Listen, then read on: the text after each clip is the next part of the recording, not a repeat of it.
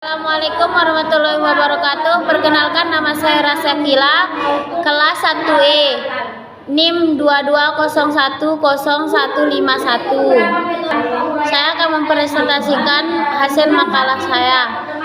A. Pengertian Al-Quran. Pemeliharaan Al-Quran terdiri atas dua kata, yaitu pemeliharaan dan Al-Quran. Pemeliharaan dalam Kamus Besar Indonesia adalah pembuatan, penjagaan, dan perawatan.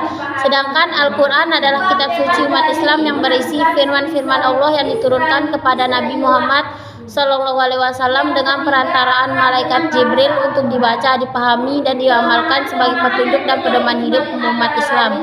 Dari pengertian itu dapat dipahami bahwa yang dimaksud dengan pemeliharaan Al-Quran adalah proses pengumpulan dan penulisan dan pembukuan serta perawatan ayat-ayat Al-Quran. B.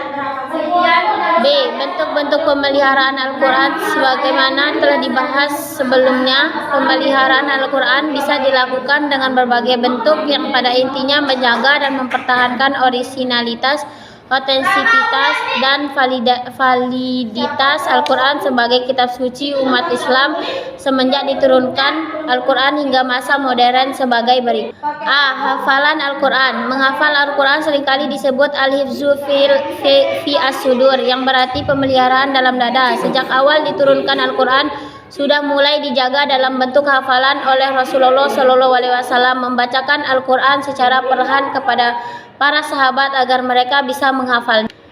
B. Penulisan Al-Quran. Di masa kenabian tersebut tidak ditulis secara menyeluruh bersurat dan berurutan karena masing-masing sahabat mencatat hasil perdiktian Rasulullah SAW berdasarkan kapan wahyu turun kepada beliau.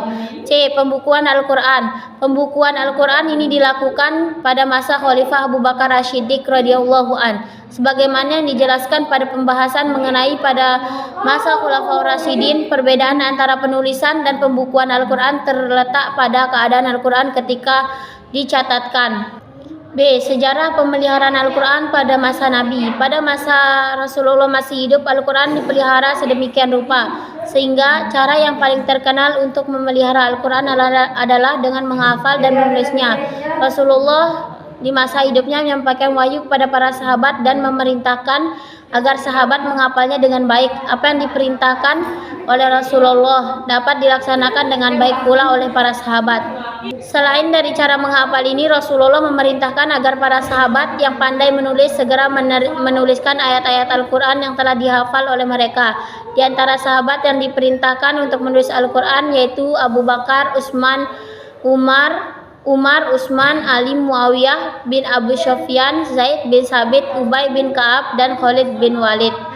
D. Masa Khulafaur Rasyidin. Pemeliharaan Al-Quran pada masa Khulafaur Rasyidin dimulai dari masa Khalifah Abu Bakar. Di masa awal kepemimpinannya, dia menghadapi kemelut di antaranya terkenal di mana mereka ingkar. Di antaranya yang terkenal adalah menghadapi orang murtad, di mana mereka ingkar untuk membayar zakat, menghadapi mereka tidak tanggung-tanggung, dan bahkan menghadapi mereka ini terpaksa dengan angkat senjata. Dalam rangka menghadapi penduduk Yaman yang ingkar zakat itu, perang tidak dapat dielakkan lagi. Peristiwa itu terjadi pada tahun 12 Hijriah dan perang itu dinamakan Perang Huruf Ar-Riddah, yaitu perang yang terjadi untuk melawan kemurtadan. Akibat dari pertempuran tersebut gugur 17 orang hufaz dari kalangan umat Islam, dan perang paling berat saat itu adalah perang melawan pasukan Nabi palsu Musalamah al-Khazab yang disebut sebagai perang Yamamah. Pada perang inilah banyak umat Islam yang gugur. Jumlah mereka sekitar 500 orang dan diantaranya terdapat 30 atau 50 penghafal Al-Quran. Kejadian tersebut membuat Umar khawatir akan kehilangan lebih banyak dari kalangan qori dan hufaz. Maka Umar membicarakan hal tersebut kepada Khalifah Abu Bakar, berharap agar Khalifah memerintahkan untuk mengumpulkan Al-Quran. Dengan alasan tersebut, Khalifah menyetujui usulan Umar. D. Fase setelah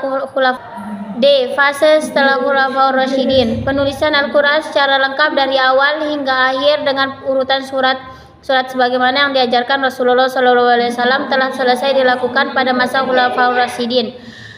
Cukup sekian. Wassalamualaikum warahmatullahi wabarakatuh. Assalamualaikum warahmatullahi wabarakatuh. Perkenalkan, nama saya Deni Novianti Windiastuti dari kelas 1E PAUD NIM 2201101131. Saya akan membacakan makalah saya yang berjudul Pemeliharaan Al-Quran pada Zaman Nabi. Pemeliharaan Al-Quran adalah segala ketentuan dan kebijaksanaan Allah yang memungkinkan terjaganya Al-Quran secara murni dengan keterlibatan malaikat, manusia, baik Rasulullah maupun para sahabat serta umat Islam setelah mereka melalui penghafalan, pencatatan, penulisan serta penghimpunan Al-Quran sehingga Al-Quran benar-benar terpelihara sampai sekarang dengan keadaan murni dan utuh. B. Penjelasan pemeliharaan Al-Quran pada zaman Nabi Muhammad. Pemeliharaan Al-Quran di masa Rasulullah SAW secara keseluruhan terpelihara secara hafalan, juga terpelihara dalam tulisan para sahabat yang tidak sedikit jumlahnya, sebagaimana diketahui Rasulullah dalam menerima ayat-ayat Al-Quran tidak dalam jumlah yang tetap, ada kalanya satu ayat, beberapa ayat, dan ada juga yang berjumlah satu surat. Setiap pada ayat atau surat Al-Quran yang diturunkan Allah, Rasul langsung menghafalkannya, kemudian beliau mengajarkan kepada para sahabat untuk menghafalkan ayat-ayat yang disampaikan sebagaimana hafalnya Nabi. C. Penjelasan pemeliharaan Al-Quran pada masa Khulafaur Rasyidin. Pemeliharaan Al-Quran pada masa Khulafaur Rasyidin dimulai dari masa Khalifah Abu Bakar As-Siddiq radhiyallahu anhu, di mana masa kepemimpinannya banyak kelompok yang membangkang dan menolak membayar zakat. Selain itu ada pula kelompok nabi palsu dan orang-orang yang murtad serta kembali kepada agama pagan. Abu Bakar memilih bersifat tegas dan memerangi ketiga kelompok tersebut secara keseluruhan. Maka peperangan tersebut dinamai dengan huruf ar-riddah, yaitu perang yang terjadi untuk melawan kemurtadan. Umar bin Khattab radhiyallahu anhu menganggap fenomena gugurnya segolongan besar penghafal Al-Quran sebagai ancaman terhadap eksistensi Al-Quran. Karena itu beliau mengajukan usul kepada Khalifah Abu Bakar agar membukukan Al-Quran menjadi satu kitab. 2. Pengumpulan Al-Quran pada zaman Utsman bin Affan. Setelah Umar wafat, maka Utsman diangkat menjadi khalifah oleh sebagian umat Islam. Pada masa ini penyimpanan mushaf yang ditulis oleh Zaid bin Sabit itu dipindahkan ke Khalifah Utsman. Di samping itu masih ada lagi mushaf yang ditulis secara pribadi oleh beberapa orang sahabat seperti mushaf Ali, mushaf Ubay bin Ka'ab, dan mushaf Ibnu Mas'ud Abdullah. Menurut Ali, orang yang paling besar jasanya dalam mengumpulkan mushaf adalah Abu Bakar. 3. Perbedaan antara pengumpulan Abu Bakar dengan Utsman. Motif Utsman radhiyallahu anhu dalam banyaknya perbedaan membaca Al-Quran yang disaksikan sendiri di daerah-daerah, dan mereka saling menyalahkan antara satu dengan yang lain. Pengumpulan Al-Quran yang dilakukan Abu Bakar radhiyallahu anhu ialah memindahkan satu tulisan atau catatan Al-Quran yang semula bertebaran di kulit-kulit binatang, tulang, dan pelepah kurma, kemudian dikumpulkan dalam satu mushaf dengan ayat-ayat dan surah-surahnya yang tersusun serta terbatas dalam satu mushaf. Sekian presentasi dari saya, kurang lebihnya mohon dimaafkan. Assalamualaikum warahmatullahi wabarakatuh. Assalamualaikum warahmatullahi wabarakatuh. Di sini saya akan menjelaskan tentang makalah Al-Quran yang berjudul Pemeliharaan Al-Quran pada masa Abu Bakar dan Utsman bin Affan.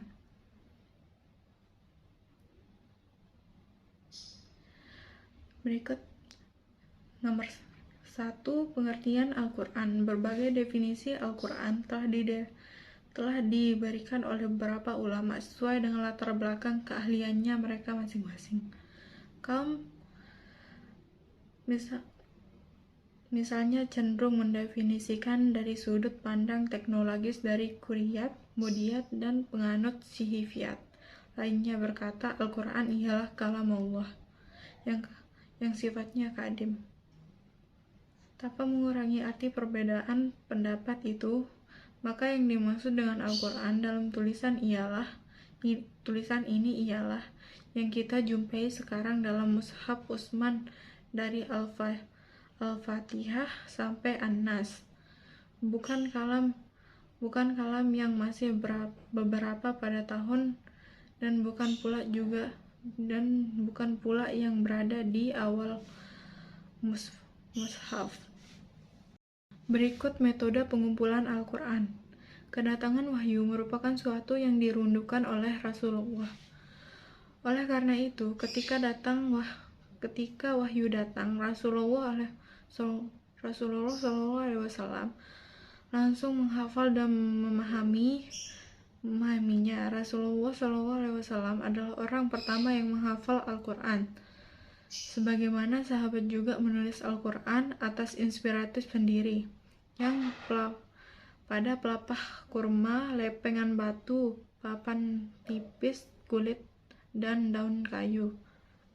Berbagai macam istilah yang digunakan dalam pengumpulan Al-Quran mengutip Subhi As-Sahih bahwa pengumpulan Al-Quran memiliki dua pengertian. Keduanya disebut dengan nasib dan surat Al-Qiyamah ayat 17.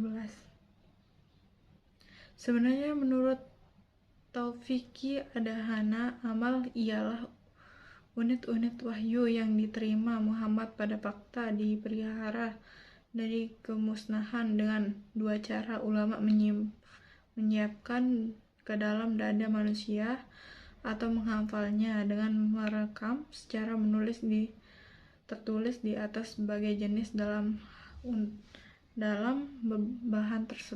bahan untuk menulis.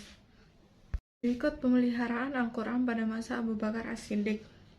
Setelah Rasulullah wafat pada tahun 11 Hijriah 632 Masehi, para sahabat baik dari kalangan Ashar maupun Muhajirin seperangkat mengangkat Abu Bakar As-Siddiq sebagai khalifah bagi kaum muslim. Pada awal pemerintahannya, banyak di antara orang-orang Islam yang belum kuat imamnya, terutama di Yaman. Banyak di antara mereka yang menjadi murtad dari agamanya. Ada sebuah riwayat menyebutkan bahwa untuk kegiatan yang dimaksud untuk pengumpulan dan pembukaan Al-Quran, Abu Bakar mengangkat semacam panitia yang terdiri dari 4 orang dengan komposisi kepastian sebagai berikut: Zain bin Thabit sebagai ketua dan 3 orang lainnya, yaitu Utsman bin Affan, Ali bin Abi Thalib, dan Ubay bin Ka'ab, masing-masing sebagai anggota. Dengan selesainya pengumpulan ayat-ayat Al-Quran dalam satu mushaf dengan urutan yang ditetapkan oleh Rasulullah SAW, Zaid bin Abi Thalib kemudian menyerahkan kepada Abu Bakar sebagai khalifah. Pada saat itu, mushaf ini telah terdapat dipegang Khalifah Abu Bakar hingga akhir hayatnya. Kemudian dipindahkan ke Umar bin Khattab selama pemerintahannya. Sesudah beliau wafat, mushaf ini dipindahkan ke rumah Hafsah putri Umar dan juga sebagai istri Rasulullah. Berikut pemeliharaan Al-Quran pada masa Utsman. Berikut dari makalah saya. Sekian, wassalamualaikum warahmatullahi wabarakatuh. Bismillahirrahmanirrahim. Assalamualaikum warahmatullahi wabarakatuh. Perkenalkan, nama saya Dewi Saptri dari kelas 1 IPAUD NIM 2201112127. Di sini saya akan menjelaskan tentang sejarah pengumpulan dan pemeliharaan Al-Quran. Al-Quran merupakan kumpulan firman Allah. Wahyu diberikan Allah Subhanahu wa Ta'ala sebagai satu kesatuan kita kepada Nabi Muhammad SAW sebagai pedoman hidup bagi seluruh umat muslim. Menurut syariat Islam, kitab ini dinyatakan sebagai kitab yang tidak akan keraguan di dalamnya, selain terjaga dari kesalahan yang merupakan tuntunan membentuk ketakwaan manusia. Kumpulan firman ayat-ayat tersebut juga dikenalkan dengan istilah mushaf atau kumpulan dari suhuf atau lembaran-lembaran tertulis yang disatukan. Kemudian pengumpulan dan pemeliharaan Al-Quran di masa Nabi Muhammad. Al-Quran diterima Nabi Muhammad pada faktanya dipelihara dari kemusnahan dengan 2 cara, yaitu menyimpannya ke dalam dada manusia atau menghafalnya, dan menerapkannya menerangkannya secara tertulis di atas berbagai jenis bahan untuk menulis. Kemudian pengumpulan Al-Quran pada masa Khulafaur Rasyidin. Pengumpulan dan pemeliharaan Al-Quran pada masa sahabat terbagi menjadi dua. Yang pertama pada masa Abu Bakar As-Siddiq. Pada masa Abu Bakar radhiyallahu anhu, tahun 12 Hijrah terjadi perang Jam'ah yang merupakan peperangan yang sangat dahsyat. Banyak kalangan sahabat yang hafal Al-Quran dan ahli baca mati syahid dengan jumlah lebih dari 70 hafiz yang gugur. Umar bin Khattab sangat khawatir dengan kondisi tersebut. Umar menemui Abu Bakar untuk bermusyawarah dengannya supaya mengumpulkan Al-Quran karena khawatir dengan banyaknya hafiz yang gugur di medan perang. Abu Bakar pertama kali adalah Umar pertama dengan penutupan hingga akhir Allah melambangkan nada Abu Bakar terhadap pekerjaan besar itu. Lalu dia mengutuskan orang untuk menemui Zaid bin Tasbit. Kemudian pada masa Umar bin Affan, pengumpulan Al-Quran di masa Khalifah Utsman bin Affan dilatar belakangi dengan meluasnya daerah Islam dan semakin banyak orang-orang yang berbondong-bondong masuk Islam, serta terpisah-pisahnya para sahabat dan di berbagai daerah, sehingga terjadi perbedaan dalam membaca Al-Quran. Oleh sebab itu, Khalifah Utsman berpikir serta merencanakan untuk mengambil langkah-langkah positif sebelum perbedaan bacaan Al-Quran semakin luas. Usaha awal yakni pengumpulan para sahabat yang alim dan jenius serta yang terkenal pandai memandang dan meredam persengketaan itu. Akhirnya mereka sepakat menerima instruksi Utsman, yaitu membuat sebuah mushaf standar yang tertulis dengan sebuah jenis penulisan yang baku. Utsman mengirim utusan kepada Hafsah guna meminjam mushaf yang terwariskan dari Umar dari mushaf tersebut. Lalu dipilih tokoh ada dari kalangan senior sahabat untuk memulai rencananya. Pilihannya jatuh kepada Zaid bin Tasbih, Abdul bin Subais, Zaid bin Nas, dan Abdurrahman bin Hisam. Mereka dari suku Quraisy golongan Muhajirin, kecuali Zaid bin Tasbih yang golongan Ansor. Usaha yang memulainya berlangsung pada tahun 24 Hijriah. Sebelum memulai tugas ini, Utsman berpesan kepada mereka, jika kalian berselisih pendapat dalam qiraah dengan Zaid bin Tasbih, maka hendaklah kalian menulisnya dengan penulisan Quraisy, karena sesungguhnya Al-Quran diturunkan dalam bahasa mereka. Sekian, Assalamualaikum warahmatullahi wabarakatuh.